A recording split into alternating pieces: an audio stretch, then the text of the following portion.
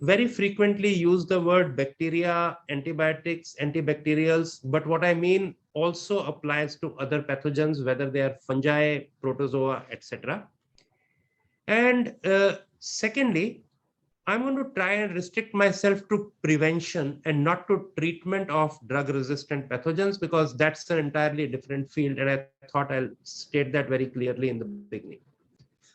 So this is something from the year a few days before we started the first course in 2014 from the New York Times, talking about the problem of drug resistance in India in a small town of Amravati.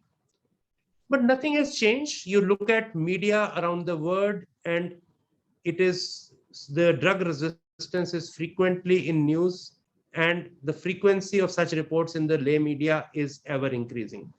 And this is from last month from Guardian, one of the top newspapers in the UK.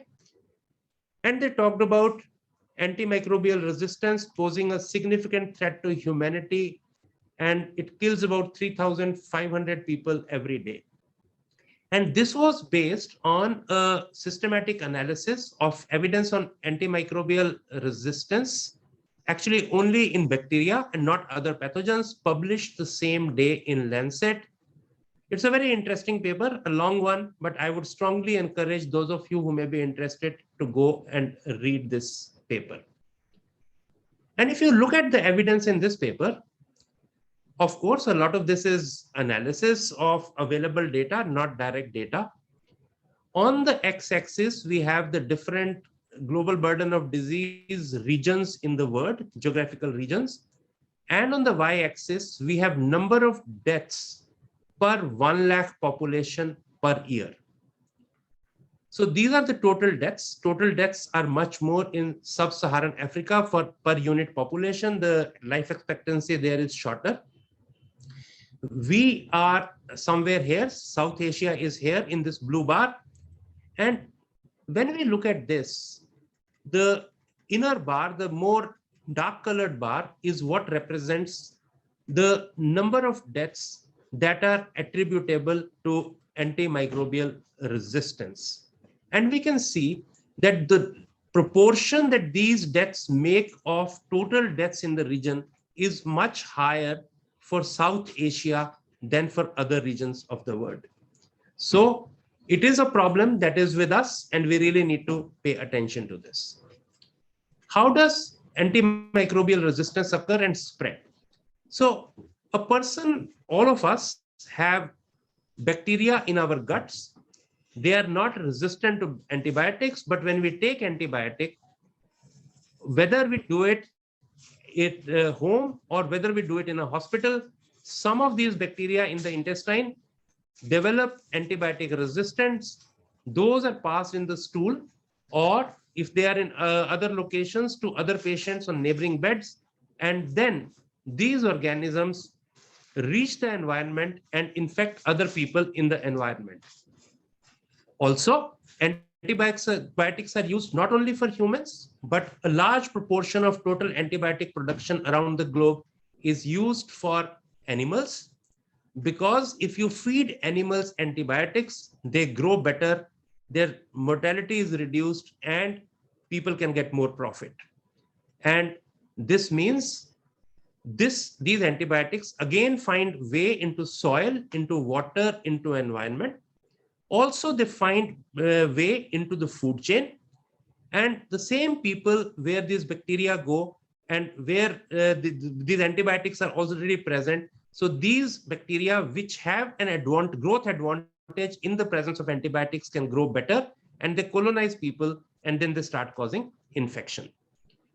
So the concept that we need to look at is how it's an incremental change over time.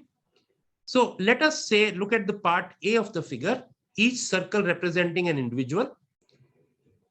Only a few people get antibiotics, and that is indicated by this person where we see the pink circle. And that person, in the presence of antibiotics, develops some bacteria which are resistant to the particular antibiotics, shown here as black dots. With this, we move to situation B, where this person also excretes antibiotics, and some of these antibiotics some that he eats, some that he does not use and are thrown into the environment. They go into the environment, and then also some of the bacteria from him go into people around him, and then these multiply in the presence of antibiotics. As the number of people taking antibiotics increases, there is a much greater concentration of antibiotic in the environment, and this provides a particularly useful condition for these resistant bacteria to grow.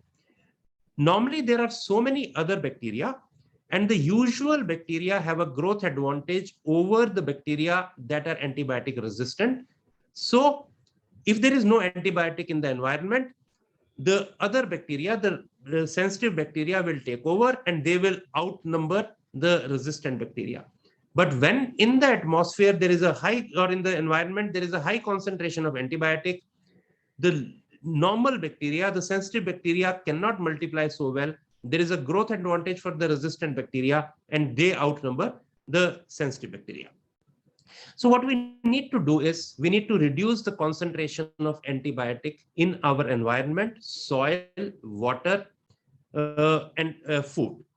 So this can be done only when all the stakeholders, not only you and I, but also patients and the general community, the food producing industry, in particular the animal foods, the national governments, drug and vaccine industry, and the international agencies come together on the same page and work towards reducing the use of antibiotics and therefore the concentration of antibiotics in our environments.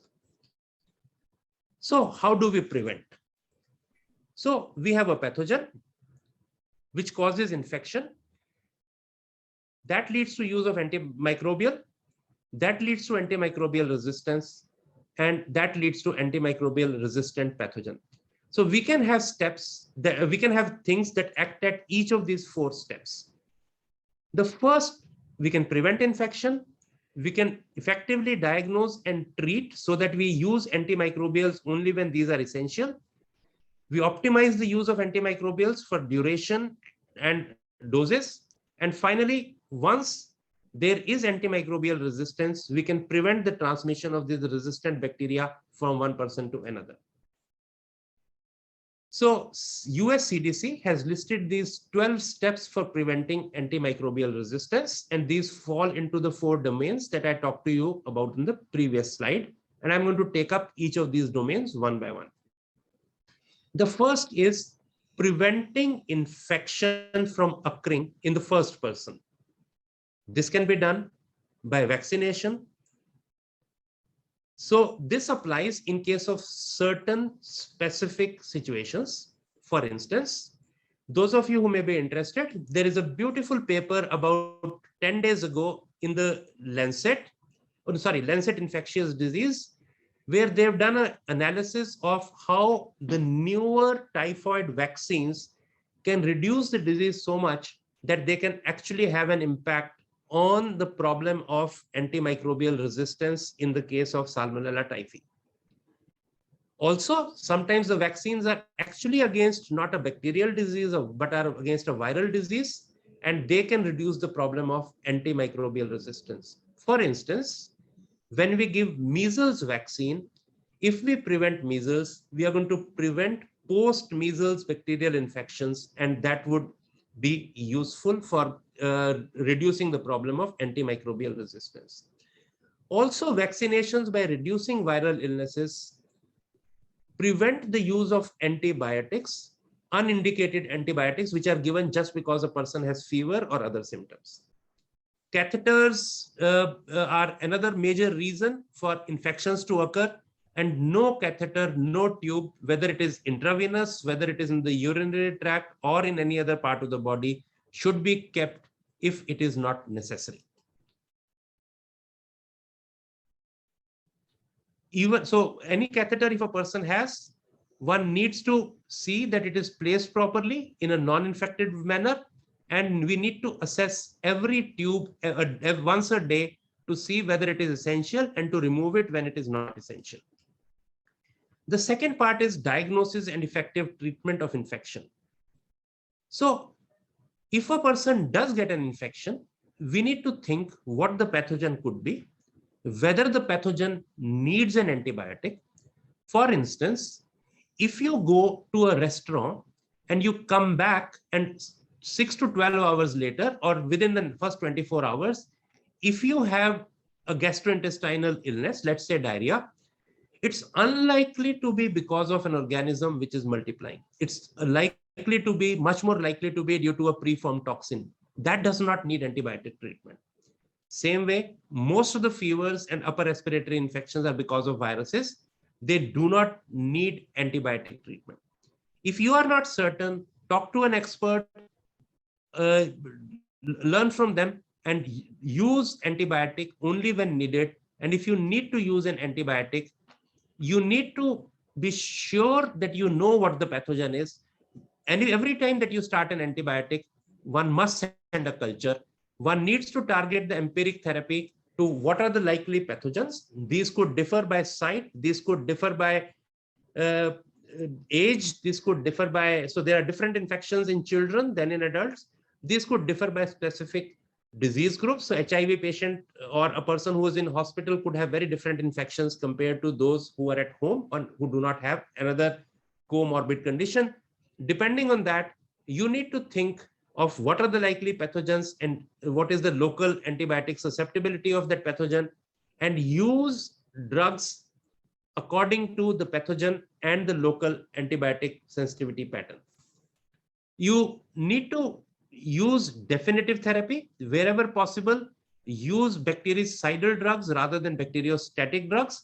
And as soon as culture becomes available, we need to modify our treatment. And as susceptibility results become available, further modify the treatment. The 5 Ds of antibiotic administration are: you use the right drug in the right dose by the best route of delivery, and you pay attention when to stop the drug and when to de-escalate. These 2 steps are as essential as the first steps of starting antibiotic therapy, or should I say, these are actually even more important than the step of starting antibiotic therapy. Every time you start an antibiotic, you need to think at that time, what is going to be my plan? What is my de-escalation plan? How long am I going to continue this? And in case of what event would I stop it? Would I reduce the dose? Or would I, if I'm currently using a broader spectrum antibiotic cover, when do I narrow it? So the third part is using antimicrobials wisely. So some of that I've already alluded to. You practice antimicrobial control. You can do some things so that you don't necessarily need to think that you need to clear the infection fully. You use local data. You control the antimicrobial use. So you decide what antibiotics can be used, what cannot be used. And some of the antimicrobials which are very broad spectrum or those that we are keeping in reserve are not to be used. You use local antibiotic susceptibility data. You treat infection and not contamination or colonization. Learn to say no to more complex, more costly drugs, and stop treatment as soon as a person is cured. I've already alluded to these, so I'm not going to spend time on this. The prevalence of antimicrobial resistance can vary by time, by place, even within a hospital from one place to another place, the type of patient population one is dealing with, and the length of hospital stay. In the initial part of the hospital, most of the infections are community acquired and they are very different. They have much lower antimicrobial resistance compared to what happens in a patient who's been in hospital for a few weeks, and the antimicrobial agents used will be different. One has to be careful to treat infection and not contamination. This is a relatively old study, about 20-year-old, but it showed that in at least 10% of hospitals, the false positive culture rates were in the order of 5% to 7%, depending on what group of patients one was talking about. And in at least the remaining, on the other extreme, in the best hospitals where the false positivity rates were low, even there about 1% of blood cultures were falsely positive. So if you get a positive culture, it does not necessarily mean infection. It can be contamination in the lab, in the specimen collection. It could be coming from the skin or hub of the cannula from which you are drawing the blood rather than from the blood. So you need to look at the type of bacterium isolated, from where have you isolated it. So if you get staph epidermidis from a blood culture taken from after puncturing the skin, it's possible that it came from the skin rather than from the blood. You need to send multiple cultures and take into account what proportion of those have come positive, whether the patient has particular risk factors, and whether there is clinical evidence. Is there fever? Is there hypotension? Is there hypothermia? Is there blood pressure changes which indicate that there is actually sepsis? If there is no clinical evidence of infection of the kind that the culture represents, you need to be careful in giving antibiotic therapy. Also, at many body sites, bacteria can be present, especially when a person is in hospital. If a person has endotracheal tube, the positivity of culture from tracheal aspirate could mean that it is colonization of the trachea rather than a pneumonia by that bacteria. Same way, catheter tip culture positivity does not necessarily mean that there is bacteremia, or that of a Foley's catheter mean UTI. Drugs such as vancomycin are very useful in patients who have a particular kind of drug resistance, and they are definitely should be used, but we should not, they are not as useful if there is no resistance, and their overuse is particularly associated with emergence and spread of resistant bacteria. So we should be very careful. If the bacteria are sensitive, we should not be using them. The moment you get culture, if the sensitivity pattern shows that it is sensitive to the usual antibiotics, you stop such drugs and go back to the simpler antibiotics. Another thing is that if you have unnecessary antimicrobial, so you start treatment, and at that time you think there may be an infection. Let's say even patient is in hypotension, but within 12-hour patient improves, and you know that this was not because of infection. It does not mean that you need to continue antibiotics. But if cultures are negative and a person has improved, and or for any reason you think infection is unlikely, you should stop the antimicrobial. So empiric antibiotics are empiric. One common belief that we somehow seem to learn in our country much more than anywhere else, antibiotics once started should be given as a full course. No. If it is not indicated, when you start empiric antibiotics, you should feel free to stop it if you are clear that there was no evidence and you had only started it as empiric treatment and there is no reason for it to continue. Finally, the fourth part, if once a person develops antimicrobial resistance, we need to prevent transmission from him. So a person who has antimicrobial resistant infection, we need to isolate them. We need to prevent spread of infection from them. This could mean that they need to be in an isolation room. They need to be kept separately. And the other method is that between patients, we should wash hands. We should use a hand rub. If a person has an infection which is antibiotic resistance, you need to consider whether they will be better cared for at home rather than in a hospital situation. Because if they are at home, they don't have other sick patients around them. Healthy people are unlikely to get infection from them. But if they are in the hospital, there is a higher risk of spread of that bacterium to other people in the same ward. So if a person needs prolonged antibiotics, they are much better off being treated at home and getting antibiotics at home rather than in the hospital. If you look at different countries, on the x-axis, we have the antibiotic use per 1,000 population, number of courses used. On the y-axis, we have proportion of people who have infection with a resistant bacteria. And we can see that there is a direct relationship. This is an ecological study.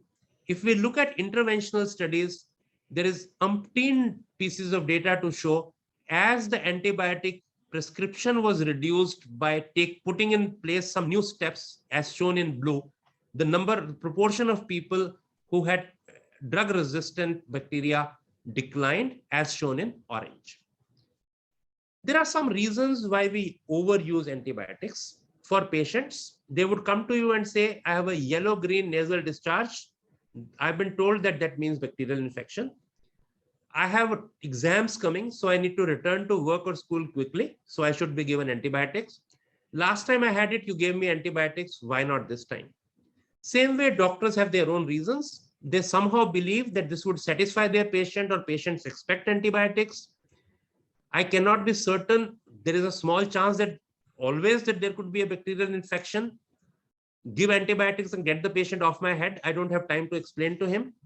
And finally, if I don't, somebody else will. So why don't I give it? None of these is a valid reason. Again, very old data, but such data we don't get those today. So when you look at people with viral infection, if we look at fever, there is a small proportion that continues to have fever after day 7. Sore throat for sure continues till later, and cough and runny nose can continue for up to 2 weeks. These are not indications that a person is not improving, and hence we need to go to antibiotics. The green mucus is because of myeloperoxidase, which is present in the neutrophils.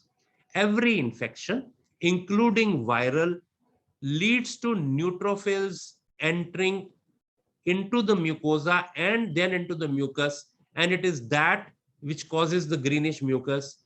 Greenish mucus, if it is not in copious amounts, and I'm not saying large, I'm saying copious, it does not mean a bacterial infection. Please keep that in mind. Antibiotics need time to act. So you give it when actually infection is present for the full duration and then stop. But if a patient appears to be cured earlier, you can stop earlier. Prolonged hospital stay increases the risk of colonization with resistant bacteria. And at the same time, they are getting prolonged antibiotic exposure. So the risk of emergence of bacteria is higher. You need to think of reducing patients' average hospital stay, and that cuts the risk of resistant bacteria in your ward. In particular, admit your patients only on the day prior to hospital procedure, or maybe even on the day of hospital procedure. Some 8 years ago, when I had to have a surgery, I technically was admitted, but I went home. I did not sleep in the hospital. I came next morning and went, 1 hour before the surgery, because otherwise you get colonization. That may not be possible for all patients, but try to reduce it as much as possible. Pre-procedure antibiotics have to be given only as a single dose 1 hour before surgery, or maximum of a day and not beyond.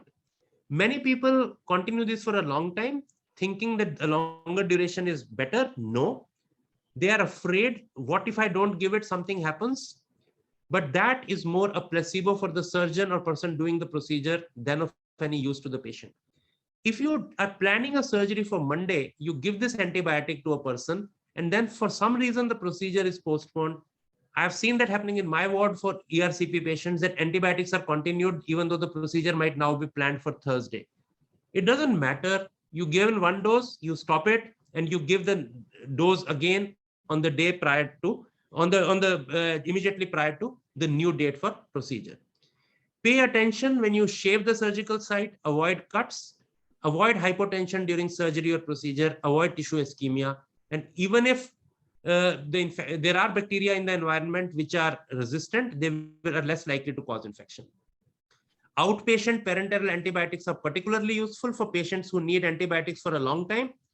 In gastroenterology, when at SGPG, I have extensively used that. Patients of liver abscess, give them antibiotics at home in the hospital for 4 or 5 days. Once their fever comes down, send them to hospital home with a catheter in the abscess, and antibiotics can be received at home. They at least are not at an infection risk of getting a new infection with resistant bacteria from the environment. Another major misuse of antimicrobials is towards the end of life. A person who's very sick, who's not going to make it, we continue giving them treatment, we continue treating infections in them. Their life is prolonged possibly by a few days. We should not be doing that, because by doing that, we are not giving any benefit to the individual, but we are putting the society at a higher risk of antibiotic resistance. Even if you have to treat them in hospital, you don't need to give antibiotics, and you need to think for how long do you need to give them. Reduce visitors to patients. Have separate nurses for patients with resistant bacteria. And antibiotic cycling is another thing that is used in some institutions, but that needs much more effort. Yes, when you look at literature, many new things are being developed for dealing with antimicrobial resistance, but these are things that are being searched, that are being researched on for mostly treating a person who has already developed antimicrobial resistance. So you develop antibodies, you give antibodies to the bacteria, you give newer antibiotics, you use bacteriophages, or you use something that will change the microbiota at a particular site. But please remember, wherever you are in the world, that needs a large amount of money, and that's not something that a country like us can afford. So what we need to do is we need to be worried about this problem.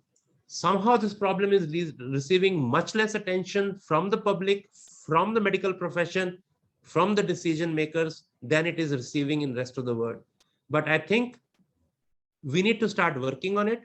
In the US, you can see on the right side, a report to the president. It's a bit like the president appoints a commission. What do we need to do about this problem? We are far from that, but at least in the medical profession, let's start paying attention to this and take steps so as to reduce this problem. Thank you.